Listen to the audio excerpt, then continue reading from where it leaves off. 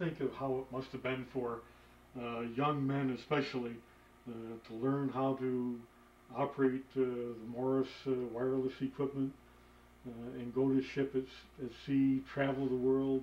And typically they were young men, 18, 19, 20 years old. It must have been very, very exciting. Okay, finishing the maritime area. Back here we demonstrate and show early broadcast equipment. Of course, we've already talked about broadcasting starting November 1921. This is a very, very unique demonstration area, but we can actually demonstrate some of the very earliest microphones used in broadcasting. So we have a classic RCA ribbon microphone, a very early Western Electric double button carbon microphone, and a condenser microphone, which, by the way, was used at the very famous WGY station, the General Electric station in Schenectady, New York. Now, the way we do that is there's a couple sets of headphones here. It doesn't matter, they're both identical. And there is, by the way, an instruction sheet here.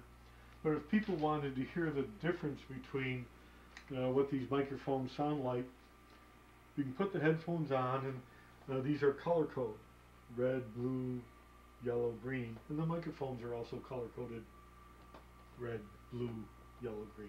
So if you turn up the red control, testing 1 2, hello, test, testing 1. You can hear what the ribbon sounds like: classic, very full, very low bass. The most common and the cheapest, therefore the most common, double button carbon mic was known for its sensitivity, but also you had to really close talk it, and you'll hear the noise. They're a noisy microphone, but quite good quality. So you can. This is a fairly modern microphone used. You would wear it right here and use it on. That was the early television microphone. But the most classic is the condenser microphone. Testing 1 2, hello, test. And for a 1923 microphone, the quality is just superb. Testing 1 2. I love to listen to myself. I could stay here all day and listen to myself. So try it. I think you'll enjoy doing that. So it's an early collection of microphones. And then we want to demonstrate the fact that we have early transcription discs. In the early days, this is how a radio station would receive its programming. So if they were playing a local program of some kind, this is how they would get it. You can turn this on by pushing this knob down and pushing it that direction. And of course the engineer, the disc jockey, or whoever was playing the records in the days would chew the record up very carefully. There's a little amplifier under the table here.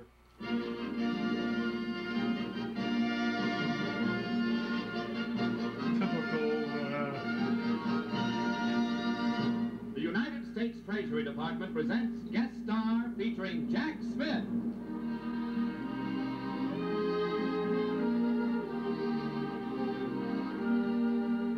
How do you do, ladies and gentlemen? This is Terry O'Sullivan. So again, that's something you can just pull this in the center and it'll turn off automatically. So that's something you can demonstrate. We keep the transcription covered just so that we don't get dust on it. But this is all early broadcasting equipment. Even these small, it's amazing that this was indeed a radio telephone transmitter. All broadcast stations had to have an emergency receiver, and they would have to stop and listen every half hour and listen to see if there was any emergency broadcast coming over the air. if there was, then they had to stop broadcasting and respond to the emergency. This is the first police department transmitter.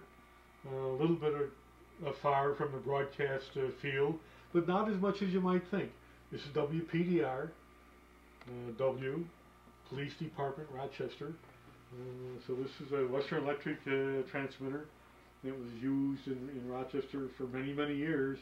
And this is in the era when the transmit frequency, the police frequency, was just above the broadcast band. And if you look at radios of the late mid-1930s, you'll see some of the dials say police on the top, and you could actually tune your radio up there and you could hear these broadcasts. And they were indeed broadcast. You would hear such things as calling all cars, burglary at First and Elm, and that's exactly what it was. They were calling the cars. The cars could not talk back. They only had receivers. If they needed to talk back, they go to the nearest call box, the box by the side of the road with a red light on top. They go to the call box and they make a telephone call back to the dispatcher location. So that's a very interesting piece of history there. Okay, we've moved from the maritime area, still in the broadcast, still in the 1925 radio store, but in a corner we call the Western Union, mainly because most of the items are from Western Union, but the theme of this area really is telegraph. Telegraph was the first electronic form of communication, which of course is the theme of the museum. The theme of the museum is electronic communication. So that's everything from the telegraph period through wireless and broadcasting and television, telephone, etc. So certainly the telegraph is a vitally important part of our theme. Here on the wall is many what we call relays. We had, of course, the telegraph signal coming over the telegraph line was very feeble. It was a tiny, tiny signal. So they had to have very sensitive relays that would close. And when the relay closed, it would energize the local battery. Every station had a local battery, and that battery would then sound the local sounder. And we have many sounders also on the wall here. We can demonstrate that, and please do. Either this key will close that sounder. Very classic sound. And if you were a very good experienced operator, you could operate a semi-automatic key that would send dots automatically. So you can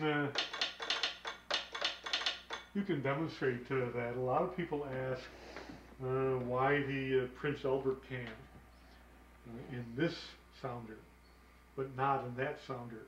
That's a very interesting story of why they did that. First, we need to look at the switchboard. In a typical station, you have a line coming in, maybe one from the west, and another line coming in from the east. So this switchboard would switch between those lines depending on where you wanted to communicate from.